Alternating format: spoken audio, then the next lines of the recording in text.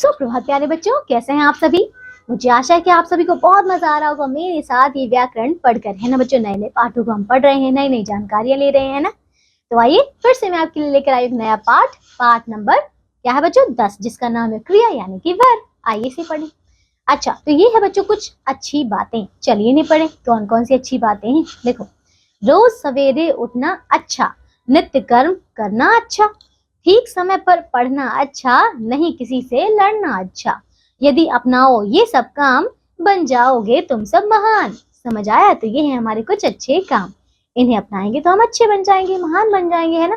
तो आपने इस कविता को पढ़ा है ना बच्चों, पढ़ा। तो इसमें हमें अच्छी अच्छी बातें करने के लिए कहा गया है, जैसे कि सुबह जल्दी उठना है, कर्म करना है ना, समय पर पढ़ना है आदि, है ना। तो वास्तव में इन सभी शब्दों से किसी कार्य के करने या होने का पता तो चल रहा है ना बच्चों, है ना। तो ऐसे ही शब्द बच्चों क्रिया कहलाते हैं। आप समझ गए।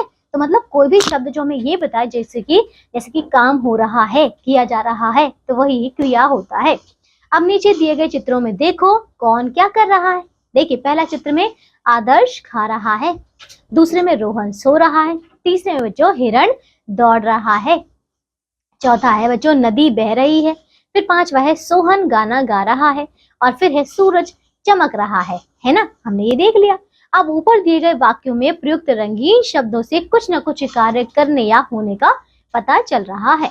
ये सभी किए जाने और होने वाले कार्य क्रिया कहलाते हैं। समझ गए बच्चों, क्या होते हैं ये सारे हमारे, ये होने वाले या फिर किए जाने वाले कार्य क्रिया ही कहलाते हैं। देखिए इसकी परिभाषा, जिन शब्दों से काम के करने या होने का बोध हो उन्हें क्रिया कहते हैं।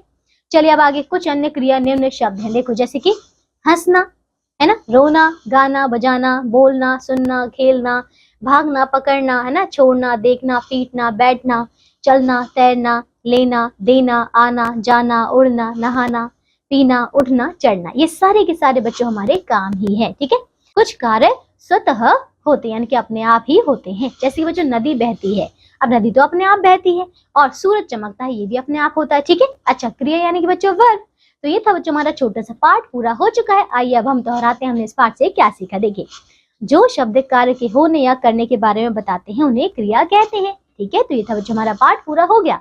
अब हम मिलेंगे फिर से अगली कक्षा में, पढ़ेंगे नया पाठ। तब तक के लिए आप इस पूरे पाठ को दोहराइए, इन्हें याद कीजिए, क्रिया की परिभाषा भी याद कीजिए, अभ्यास के प्रश्न उत्तर भी पूरे कीजिए। ठीक है बच्चों, अपना ध्यान रखिएगा। बाय।